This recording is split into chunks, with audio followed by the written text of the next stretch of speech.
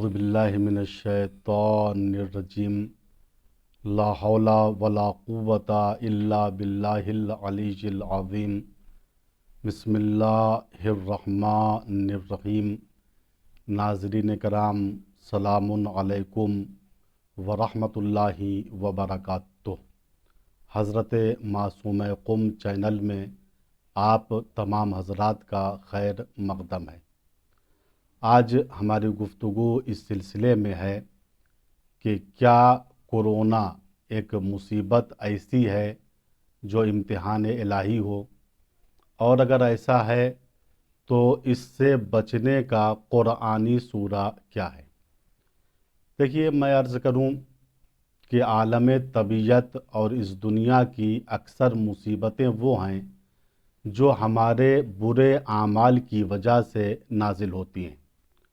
چنانچہ سورہ شورى کی آیت نمبر 30 میں ارشاد ہوا، وَمَا أَصَابَكُم مِّن مُّصِيبَةٍ فَبِمَا كَسَبَتْ أَيْدِيكُمْ وَيَعْفُو عَن كَثِيرٍ۔ دیکھو، جو مصیبت اور مشکل تم تک پہنچتی ہے وہ تمہارے برے اعمال کا نتیجہ ہے، حالانکہ اللہ تعالیٰ بہت سی تمہاری خطاؤں کو معاف کر دیتا ہے۔ تو اکثر مصیبتیں وہ ہیں جو ہمارے برے کرتوتوں کا نتیجہ ہیں، لیکن بعض مصیبتیں وہ ہوتی ہیں جو بندگان الہی پر ان کے امتحان کے لیے نازل ہوتی ہیں۔ چنانچہ سورہ تغابن کی آیت نمبر 11 اس طریقے سے اس مصیبت کو بیان کر رہی ہے، ما اصاب من مصیبت الا باذن اللہ۔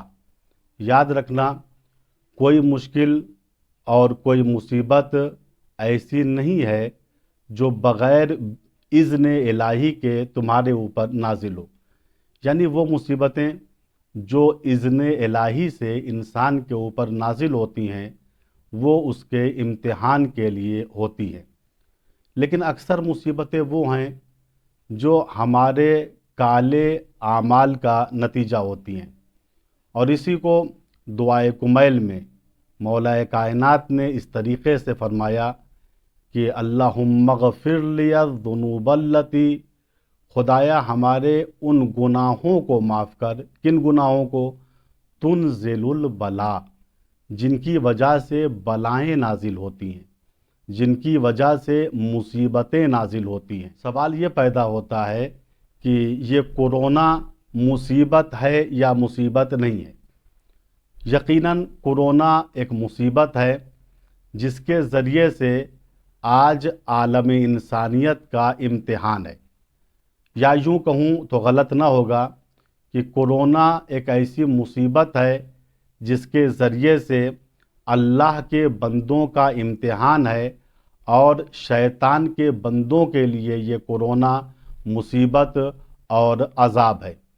اللہ تعالیٰ نے قرآن کریم میں فرمایا کہ ہم اپنے بندوں کا امتحان 5 طریقے سے لیتے ہیں، اور یہ 5 طریقے سورہ بقرہ میں نقل ہوئے ہیں۔ چنانچہ ارشاد ہو رہا ہے، وَلَنَبْلُوَنَّكُمْ بِشَيْءٍ مِّنَ الْخَوْفِ وَالْجُوعِ وَنَقْصٍ مِّنَ الْأَمْوَالِ وَالْأَنفُسِ وَالثَّمَرَاتِ وَبَشِّرِ الصَّابِرِينَ۔ اے لوگو، ہم تم کو ضرور آزمائیں گے 5 چیزوں کے ذریعے۔ من الخوف، خوف اور ڈر کے ذریعے آزمائیں گے، والجوع، بھوک کے ذریعے آزمائیں گے، ونقص من الاموال، اموال کی کمی کے ذریعے آزمائیں گے، والانفس، جان کے چلے جانے کے سبب آزمائیں گے، والثمرات، اور پھلوں کی کمی سے آزمائیں گے۔ تو یہ 5 چیزیں وہ ہیں جن کے ذریعے سے اللہ اپنے بندوں کو آزماتا ہے، اور یہ تقریباً 5 چیزیں کورونا بیماری کے اندر موجود ہے۔ ڈر اور خوف عالم انسانیت پہ ایسا بیٹھا ہوا ہے جس کو بیان کرنے سے الفاظ قاصر ہیں، اور یہی خوف کی وجہ ہے کہ انسان کبھی کہتا کچھ ہے اور منہ سے نکلتا کچھ ہے۔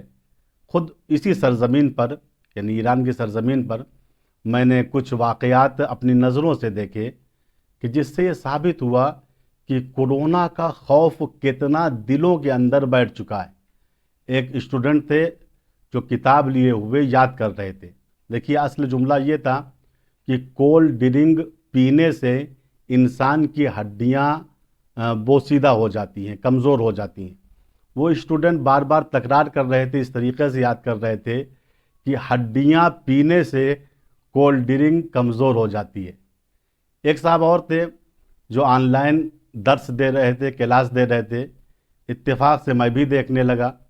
اچھا، ہمارے یہاں ہوتا یہ ہے فارسی زبان میں، جب آخر کلاس میں خدا حافظی کی جاتی ہے تو ایرانی لوگ کہتے ہیں من شمارا بخدائے بزرگ می سپارم، میں تم کو خدائے بزرگ کے حوالے کرتا ہوں۔ تو ماسٹر صاحب نے آخر میں کلمات بدل دیے، بلکہ ان کے منہ سے اشتباہاً یہ نکلا کہ من خدا را بشمائے بزرگ می سپارم، میں خدا کو آپ بزرگوں کے حوالے کر رہا ہوں۔ تو دیکھیے یہ خوف ہے، یہ وحشت ہے کہ انسان کہہ کچھ رہا ہے، نکل کچھ رہا ہے۔ لیکن بندگان الہی وہ ہوتے ہیں جو مصیبتوں سے نہیں ڈرتے ہیں، چونکہ مصیبت تو مصیبت ہے ہی، اور مصیبت سے ڈرنا سب سے بڑی مصیبت ہے۔ مشکل تو مشکل ہے ہی، مشکل سے ڈرنا سب سے بڑی مشکل ہے۔ لہٰذا مشکل سے بچنے کا طریقہ انسان کو اختیار کرنا چاہیے، وہ بھی عقلائی طریقہ ہو۔ یہ نہیں فلاں صاحب نے یہ کہہ دیا لہٰذا ہم کو یہ کرنا ہے، فلاں صاحب نے وہ کر دیا لہٰذا ہم کو وہ کرنا ہے، ایسا نہیں۔ بلکہ اگر کوئی اس علم کا متخصص، مثلا کوئی ڈاکٹر ہے، وہ اس بارے میں کچھ کہے تو ٹھیک ہے، اس کی بات ہم قبول کر لیں گے۔ لیکن بیجا ڈرنا عقل انسانی کے خلاف ہے۔ لہٰذا ہم کو چاہیے کہ ہم جز خدا کے کسی سے نہ ڈریں، اور قرآن یہی کہتا ہے کہ اللہ والے وہ ہوتے ہیں وَلَا يَخْشَوْنَ أَحَدًا إِلَّا اللَّهَ، کہ وہ اللہ کے علاوہ کسی کا خوف نہیں کھاتے۔ احتیاط کے تقاضے اپنی جگہ پہ ہیں، لیکن کورونا سے اتنا ڈر جانا کہ اصلاً گھر سے باہر نہ نکلنا۔ بہت سے لوگ ایسے ہیں کہ مثلا گھر سے جھانکتے تک نہیں ہیں۔ ایک صاحب کو میں نے دیکھا جب کورونا شروع آیا تھا، اس کے 6-7 مہینے گزرے تھے، خبر لگی ہوئی تھی، ان صاحب کو میں نے دیکھا کہ وہ خبر غور سے سن رہے ہیں۔ اچانک خبر کہنے والے نے اور خبر بیان کرنے والے نے کہا کورونا میں آپ لوگ احتیاط کیجئے اور زیادہ گھر سے باہر نہ نکلیے۔ وہ گھبرا کے کہتے ہیں بھیا 6 مہینہ سے ہم گھر کے اندر بیٹھے ہوئے ہیں، کیا اب ہم الماری کے اندر گھس جائیں؟ تو سب ملا کے عزیزو بات یہ ہے کہ جب خدا کا خوف دل سے نکل جاتا ہے تو انسان حد سے زیادہ ڈرنے لگتا ہے۔ تو بندگان خدا وہ ہوتے ہیں جو وہ افوض امری الی اللہ ان اللہ بصیر بالعباد، جن کا مقصد یہ ہوتا ہے وہ اپنے سارے امور کو خدا کے حوالے کر دیتے ہیں۔ خدا بہتر جانتا ہے اپنے کس بندے کو کب تک کس حال میں رکھیں۔ دیکھیے کورونا سے بچنے کے لیے میں سمجھتا ہوں بہتر یہ ہے کہ انسان نماز عصر کے وقت سورہ تکاثر کو پڑھے۔ روایت میں وارد ہوا ہے جو شخص نماز عصر کے وقت سورہ تکاثر کو پڑھے گا، دوسرے دن نماز مغرب تک وہ تمام قسم کی آفتوں اور بلاؤں سے بچا رہے گا۔ والسلام علیکم ورحمۃ اللہ وبرکاتہ۔